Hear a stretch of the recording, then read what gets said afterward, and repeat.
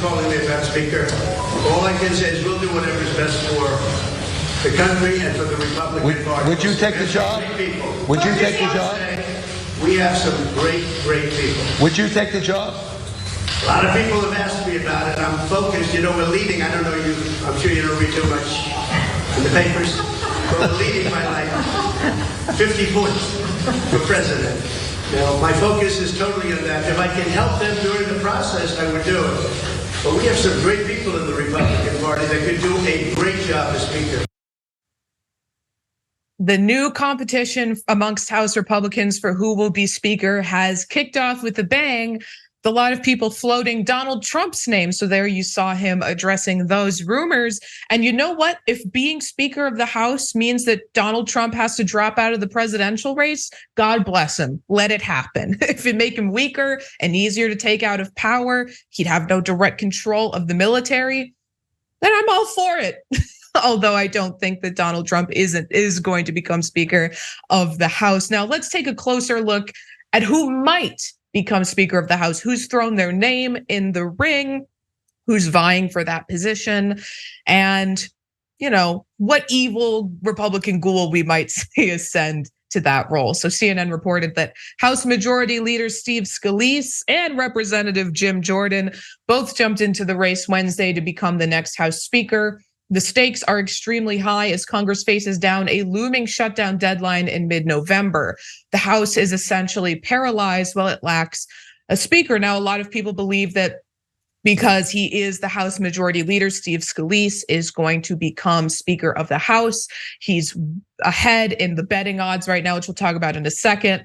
But there are some concerns as he's currently fighting cancer that he might not be up for the job, although he says that his doctors are very optimistic about his chances of fighting that. Now, I also mentioned Representative Jim Jordan. And if you're wondering if his involvement in covering up sex abuse while he was working at a university is going to impact his chances on becoming the Speaker of the House, I would venture that they're probably not, because he was allowed to rise to the position of the head of the House Judiciary Committee.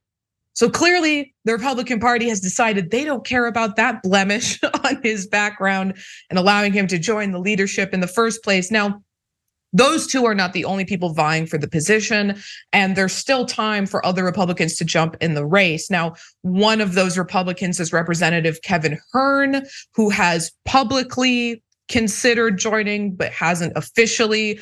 Now, Republicans are hoping to have a candidate to hold a full House vote by this next Wednesday, although given the absolute state of disarray that they're currently in, my money is on that not happening. But speaking of money and what I mentioned earlier, let's bring up these betting odds, which, just for the record, who the hell are the people that bet on this kind of stuff? But they have the odds. In first place currently is Steve Scalise, with Kevin Hern coming in second, Jim Jordan after that. You'll see down there, Donald Trump and Hakeem Jeffries currently have the same 5% chance of becoming Speaker, and then as well as Byron Donalds, who you might remember from the first 15 rounds of votes for the Speaker.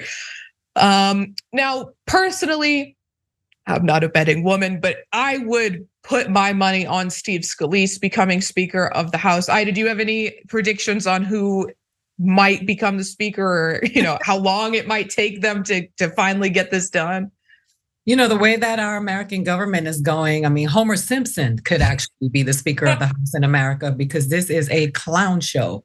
And it has become, so laughable that it makes me concerned about how we look to the rest of the world and how dangerous that is when they see how vulnerable we are. The fact that Donald Trump probably doesn't know that he can't do both, because he thinks he's one of those guys that thinks he can do everything. He's like the Tyler Perry of government. He's like, I'll direct it, I'll write it, I'll star in it, I'll produce it.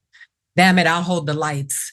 So, it's very discouraging to see people who have covered up sex scandals, people who lack integrity. I would like to see the Republicans who have maintained faith and integrity and have not allowed themselves to be bought or bullied to step up in these moments. And I don't know who I can name, but can you think of someone? And if you're out there watching, please send me a message, put it in the chat. Who do you think, what Republican candidate, what Republican representative has maintained their integrity throughout these last couple of years that you would say would be a good person to open their mouth and speak on behalf of government?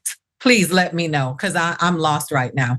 And you think that there should be at least one person whose name comes like to the forefront of your mind. I can't think of a single one. And even if there was one, they'd still have to contend with the fact that there's this, small coalition of Republicans led by Matt Gaetz who are so beholden to everything Donald Trump wants. I mean, they're like washing his feet, so to speak, and carrying water for him, that they wouldn't even allow someone who's maybe opposed Donald Trump as president to get that role. That person would have to, work with the Democrats, which apparently is a no-go in the Republican Party now. You could be deposed as speaker for even considering doing that.